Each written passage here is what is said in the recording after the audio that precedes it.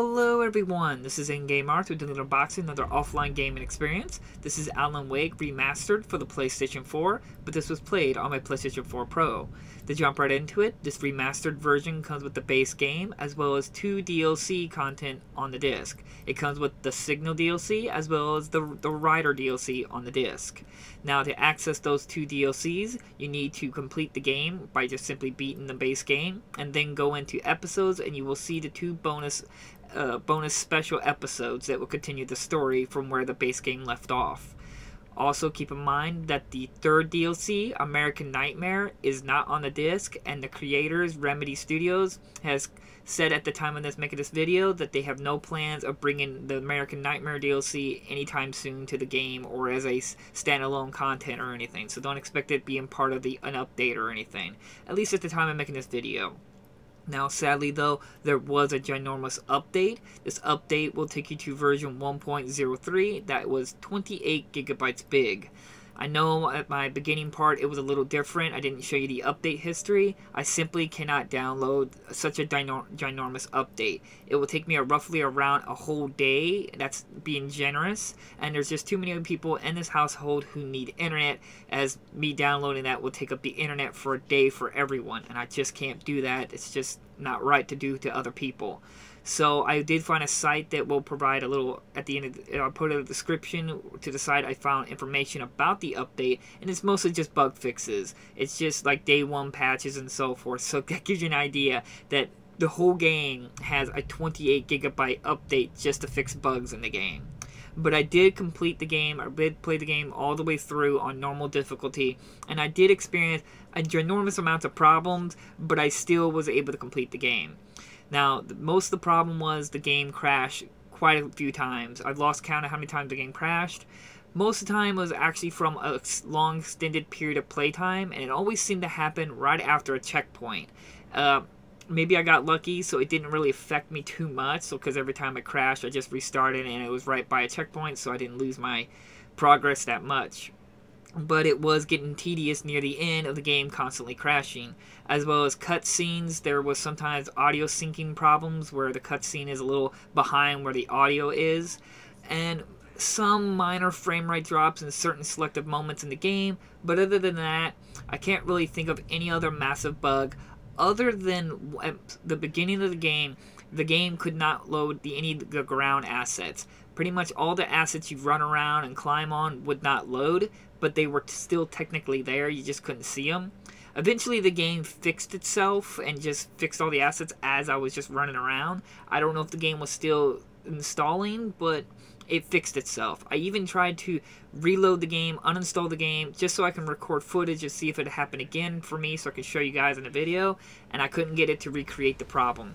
So if you play it without the update, you may occur this untextured world. So just try to leave the game running maybe, and it'll fix itself like it did for me, or just quit out of the game and reload the game and to see if it'll just reload up the assets. Maybe it's just a minor bug. I don't know. Maybe it's just my experience on that. But I mean, it's the only real problems I experienced throughout the entire game. The rest of the game ran great. I did really enjoy Alan Wake. It was the first time I played it since the game first launched. So I've only played this game like once, and that's like, what, maybe like 12 years ago? I can't quite remember how old this game is, but it's been a while.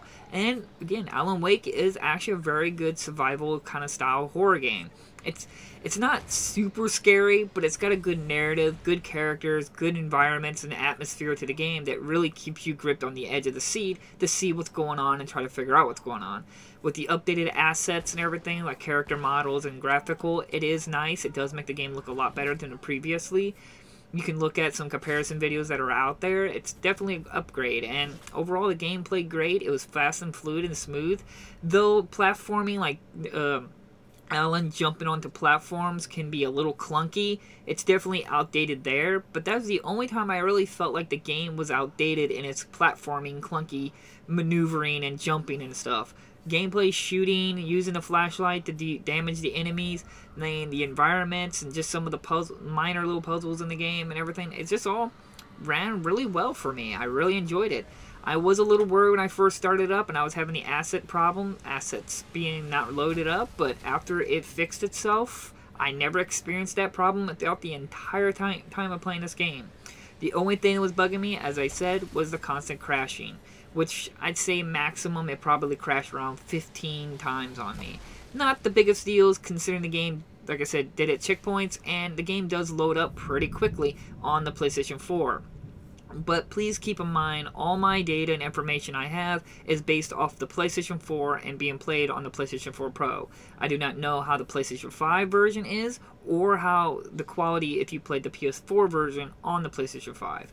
I don't know. But for me, it's definitely worth looking into. I don't know if you want to spend brand new price considering all the bugs and problems, and they clearly released this game in a beta version, because come on, there's no way you can overlook nearly 30 gigabytes worth of bug fixes and fixes in the game.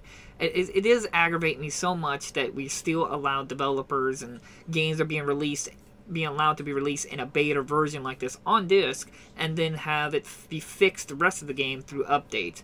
I'm to the point to say it's just update abuse. Developers are just taking advantage of the fact that they can do half the work and just really immediately rush out the game. Basically, the philosophy is release it now, fix it later.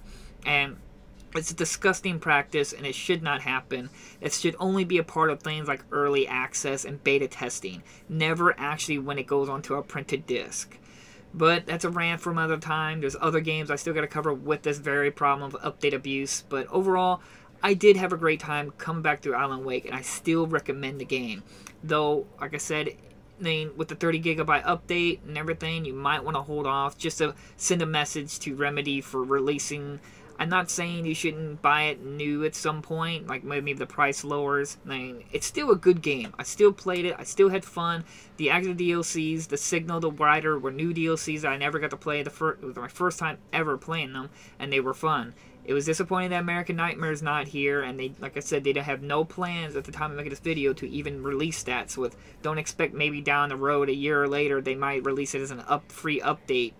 So overall, I had fun. So it's up to you whether you want to take the chance with it. And again, there might be other people who might test the PS5 version or playing the game on the PS5 version. But right now, on the PlayStation 4, on the PlayStation 4 Pro version, I was able to complete the game and beat it and have fun with it. So like always, I try to leave links down in the description if you're interested to copy. And I'll see you guys in the next unboxing video.